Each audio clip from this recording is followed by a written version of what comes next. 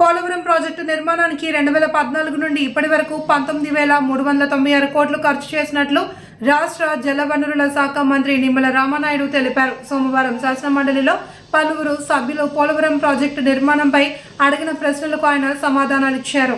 పోలవరం కోసం కేంద్రం 17,860 కోట్లు చెల్లించింది. ప్రాజెక్టు వల్ల 96,660 కుటుంబాలు ముంపునకు గురవుతున్నాయి. నిర్వాసితులకు తొలి దశలో 1,203 కోట్లు అందించాము. ఇంకా 18,266 కుటుంబాలకు 1,340 కోట్లు చెల్లించాల్సి ఉందని మంత్రి వివరించారు. ఇప్పటి వరకు 12,797 నిర్వాసితుల కుటుంబాలను తరలించాం. ఇంకా 27,263 కుటుంబాలను తరలించాల్సి ఉందన్నారు. 75 నిర్వాసితుల కాలనీల్లో 49 నిర్మాణంలో ఉన్నాయని, ఆగస్టులోపు భూసేకరణ పూర్తి చేయాలి అని లక్ష్యంగా పెట్టుకున్నాం. తొలి దశ R&Rను 2026 జూన్లోపు పూర్తి చేస్తామని స్పష్టం చేశారు. పోలవరం ఎత్తును జగన్ ప్రభుత్వ హయాంలోనే 2గా విభజించారు. పోలవరానికి 41.15 మీటర్ల ఎత్తు ప్రతిపాదన పెట్టింది వైకాపా ప్రభుత్వమేనని తేల్చి చెప్పారు. పోలవరం ఎత్తు ఎందుకు తగ్గించారో జగన్నే అడగాలి. నిర్వాసితుల కాలనీల్లో ఒక్క ఇంటికి ఆయన హయాంలో పునాది వేయలేదు అని నిమ్మల రామానాయుడు అన్నారు. ఏపీ జీవనాడి పోలవరం ప్రాజెక్టును త్వరితగతిన పూర్తి చేయాలి అనే లక్ష్యంతోనే కూటమి ప్రభుత్వం ముఖ్యమంత్రి చంద్రబాబు కృషి చేస్తున్నారని తెలిపారు.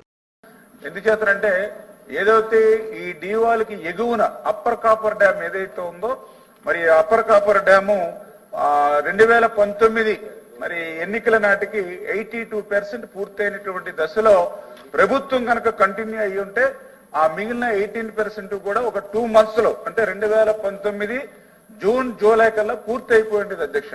కానీ దురదృష్టవశాత్తు ప్రభుత్వం మారడం వల్ల మరి ఏదైతే 2 నెలల్లో పూర్తవ్వాల్సినటువంటి 18-15% ఏదైతే upper coffer dam balance work ఏదైతే ఉందో అది నిలిచిపోయినటువంటి స్థితిలో మరి ఏదైతే 2020 ఆగస్టులో ఆ రోజు దగ్గర 23 లక్షల క్యూసెక్ల వరద నీరు ఆ రోజు గోదావరికి రావడం జరిగింది అధ్యక్ష.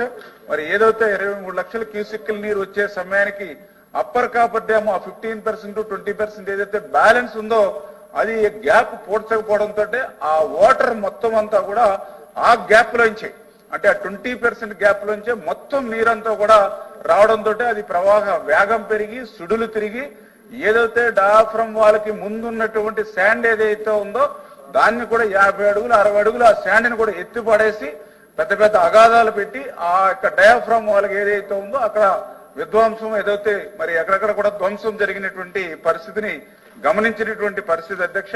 అంటే ఈ రకంగా 18 నెలలు కష్టపడి 443 కోట్లతో నిర్మాణం చేసినటువంటి డయాఫ్రమ్ వాళ్ళు మరి ఆ రకంగా ఆ 20% అప్పర్ కాపర్ డ్యామ్ పూర్తి చేయకపోవడంతో మరి ఆ రకంగా దెబ్బతిన్నటువంటి పరిస్థితి అధ్యక్ష.